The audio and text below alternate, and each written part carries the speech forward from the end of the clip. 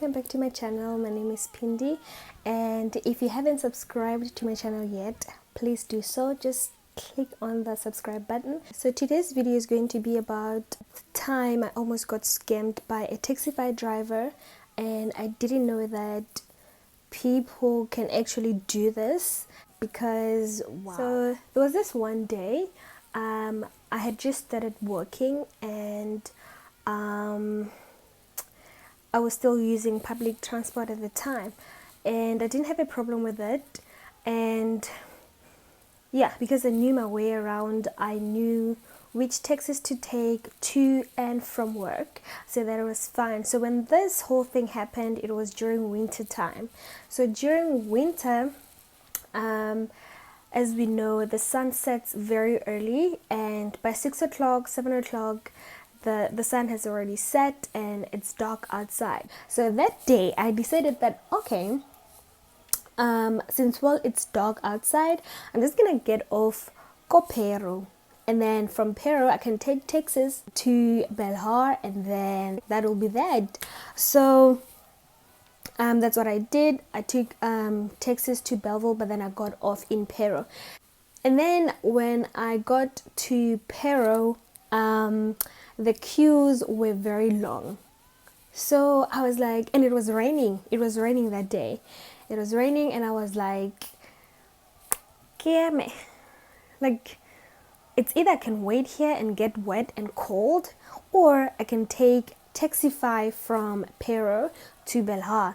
And in this case, it's even nicer because it's gonna drop me off at my gate where I stayed. So, and the distance between Pero and Belhar, it's not that far. Yes, Taxify will charge me more than an actual taxi, but it was worth it at the time because it was cold and it was raining and it was dark. So I was like, okay, let me just do this. It's gonna be worth it. And I was tired. It was from work, so I was like, okay, let me request Taxify.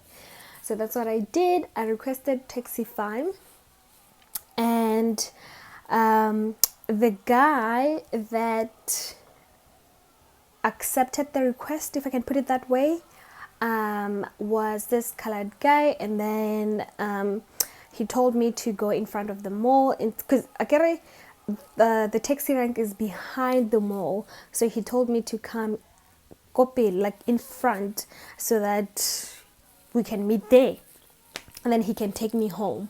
So I was like, fine, that's fine, I can do that. And then that's what I did. Just to throw this one in, where I was standing opposite a filling station. I don't remember if it's Shell or Engine. The one that's in front of Pero Mall. Keep that in mind, because that information will be very important later on. This guy comes through and he picks me up. Hi, how are you? I'm good, thanks. How are you? I'm great. So you're going to Belhar? Yes, I'm going to Belhar. Okay, fine, let's go. So I requested with card. Okay, and then right in the middle of nowhere, this guy says, oh, by the way, I don't have enough petrol. Do you have cash on you? I was like, no, I don't have cash on me. I was confused or why this guy he didn't have enough petrol before we even drove off. Because had he told me that he didn't have enough petrol, we would have gone across the street, go filling station, and this guy and everything would have been fine. But no, he chose to not tell me that he didn't have enough petrol until we were like in the middle of nowhere on my way home. And this guy was like, do you have cash on you? I don't have enough petrol to take you home. Are you serious? And I'm just sitting there confused, because what? First of all, it shouldn't be the client's problem that you don't have enough petrol to transport this person. It's your responsibility as a Taxify driver to get enough petrol before you can accept any trip from anybody. It should be your responsibility to make sure that everything is fine and dandy because you're getting paid to do this. So this guy now kept on pressuring me, or like, you have to get cash, you have to get cash, like I don't have enough petrol to take you home, like we're gonna get stuck.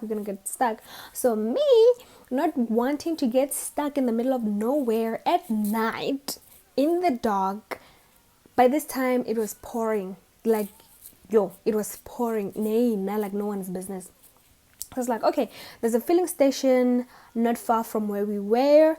It wasn't at the mall, but it was like Kopelinyan. I was like, okay, fine, we can go to that filling station. I can withdraw cash that I'm supposed to pay you with, and then you can use it to get petrol to take me home.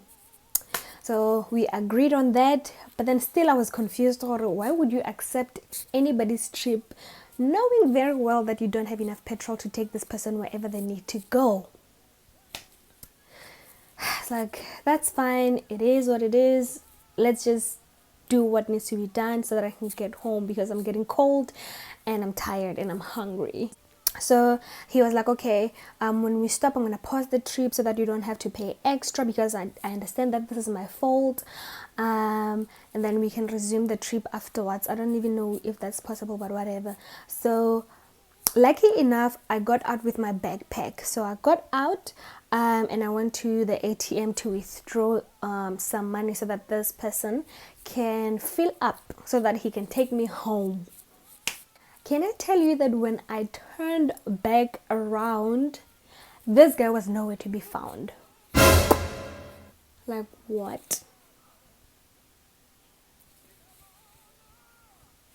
I couldn't believe my eyes. Like, I had to literally search for this guy's car almost the entire filling station. He was not there.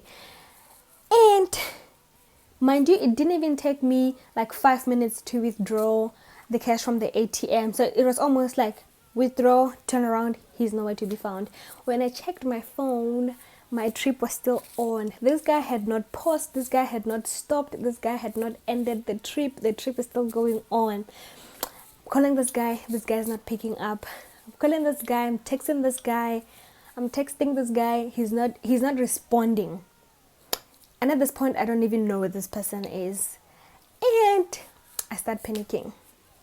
I'm like, Pella, if this person keeps on driving, wherever he's going to stop, my money is going to get deducted. For all I know, this person can drive all the way to Franschhoek, or I don't know. I'm like, nope, that's not what we're gonna do. I had to think fast, you guys. I had to think fast, because no. I called my husband. He was still my boyfriend at the time, and I was like, look, that's what's happening. This guy just left me in the middle of nowhere at a filling station.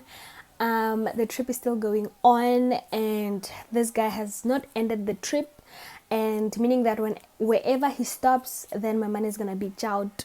I don't know how long this person is gonna be driving for, and I don't want to pay for a trip that was not mine, that I didn't take, was not beneficial for me. My husband was like, where are you? I told him where I was, and he was like, okay, stay right there, I'm gonna come and get you. So he had to take a taxi to where I was, and then he found me there. So I was like, okay, so what am I gonna do now? So luckily I had the bank app on my phone, and then I transferred all the money that I had in that account to another account. This guy basically played himself, like, because wherever he stopped or ended the trip, it did not deduct, and from that moment on I requested with cash. And I think I spent a really long time without requesting Taxify because of that experience over there. So lucky enough, nothing was deducted from my bank account, and I reported that guy. I don't know what happened to him. This guy looked trustworthy to me. I don't know how I can say that about a stranger, but then he seemed so cool. He seemed so, like you could trust him, but then he ended up doing what he did. So, and also one thing that Taxify drivers in Cape Town do, I'm not sure if this happens Kobo, Gauteng, Pretoria, and some other places as well. But then Taxify drivers in Cape Town, some of them, not all of them, some of them, they check you out if you are young, or if you're not paying attention, then they're going to rip you off. They always look for the longest route they can take to take you where you need to be so that you can pay more. There was one guy who was supposed to take me to Belleville from Bella, and he drove oh my god, he drove over the bridge, and over the bridge there's like another road to the left that goes all the way around, né? So he was supposed to go straight and drop me here, but then he took the longer route to and by this time I'm asking him, I'm like, what are you doing? The taxi rank is just in front of you. Why are you going around? And it was the longest route at that time. And I was like, oh, I didn't realize I missed it. I missed the turn. They're always missing turns. As long as you're paying more, they're always missing turns. Like, oh, I didn't see it. Oh, I missed a turn. Oh, I missed it. I was not aware. I'm so sorry. And then by the time you're paying more. The moral of the story is that be careful. Always be vigilant. If you are to request a Taxify, or if you are to request a trip via Taxify, just be vigilant, because you never know who's going to scam you, because they all look innocent until they do something that's totally out of order. Thank you for watching the story time. Hopefully help someone out there, and yeah, so I'm gonna see you guys in the next video. Stay blessed and stay vigilant.